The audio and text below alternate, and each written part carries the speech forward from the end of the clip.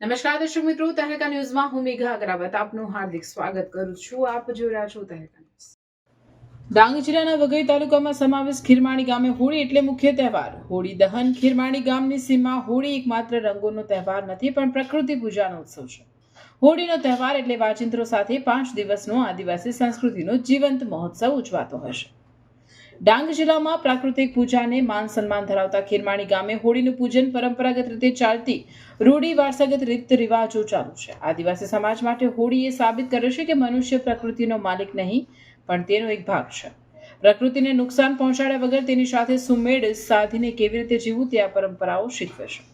ખીરમાણી ગામમાં 593ની વસ્તી ધરાવતા વિસ્તારના એકતા સાથે પાટીલ, કારબારી, જાગલિયા સાથે સમગ્ર ગામના આગેવાનો વાજિંત્રો સાથે પરંપરાગત રીતે જૂની રીતિ રિવાજોને ભૂલ્યા વગર હોળી પૂજનીય પ્રથા ચાલુ છે.